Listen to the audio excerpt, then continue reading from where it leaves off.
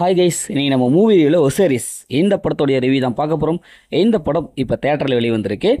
இது ஒரு ஏலியனை மையமாக வச்ச ஒரு ஆக்ஷன் சீக்வன்சி படமாக வெளிவந்திருக்கு. இப்போ இந்த படத்தோடைய கதையை பார்த்துடலாம். படத்துடைய ஹீரோ டீம் ஒரு கமாண்டர் டீம். இந்த டீம் ஒரு காட்டு பகுதியில் இருக்கிற வில்லன் டீம் கூட பயங்கரமான கன் ஃபைட்டு நடந்துகிட்ருக்கு. அந்த காட்டு பகுதியில் அப்படியே வேற்று கிரகத்தில் இருந்த வந்த ஏலியன் விண்கலம் மூலமாக நம்ம பூமிக்கு வராங்க. வந்துட்டு அப்படியே நம்ம ஹீரோ டீமில் கடத்திடுறாங்க, அந்த விண்கலத்துக்குள்ளார கடத்திடுறாங்க. அதுக்கப்புறம் அவங்க அந்த ஏலியன் கூட சண்டை போடுறாங்க. ஆனால் அந்த விண்கலத்தில் ஹீரோயின் இருக்காங்க. அவங்க ஒரு அதிர்ச்சிகரமான ஒரு விஷயத்த சொல்கிறாங்க.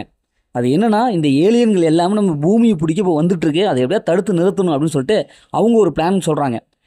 இப்போ நம்ம ஹீரோக்கள் டீம் அவங்க பேச்சை கேட்டுட்டு அந்த பிளான் படி அந்த ஏலியனை தடுத்து நிறுத்தினாங்களா இல்லையா, இறுதியில் என்ன ஆச்சு அப்படிங்கிறது தான் இந்த படத்தோடைய ஒன்லைன்.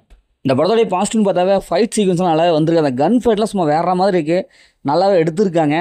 அதேமாதிரி படத்தில் நடித்த எல்லாமே சூப்பராக பர்ஃபார்ம் பண்ணியிருக்காங்க. குறிப்பாக அந்த ஏலியன் பூமிக்கு வர்றது, அவங்களுடைய ஃப்ளாஷ்பேக் சொல்லுவாங்க, நாசாவில் ஏற்பட்ட அந்த சின்ன தவறுனால பூமிக்கு வர்றது, இப்படி கதை கொஞ்சம் புதுசாக இருக்குது. படத்தோடைய மியூசிக் நல்லாவே வந்திருக்கு, சூப்பராக கொடுத்துருக்காங்க. அதுவும் இவங்க கிளைமேக்ஸில் சொல்லப்படுகின்ற அந்த விஷயம்லாம் ரொம்ப சூப்பராக வந்திருக்கு. அந்த படத்தோடைய மைனஸ்ன்னு பார்த்தாவே விஎஃப்எக்ஸ் காட்சி தான். ஏன்னா ஏலியனாக காமிச்சிருக்கும்போது அது கொஞ்சம் அடி வாங்குது. விஎஃப்எக்ஸ் கொஞ்சம் பெட்டராக பண்ணியிருக்கலாம்.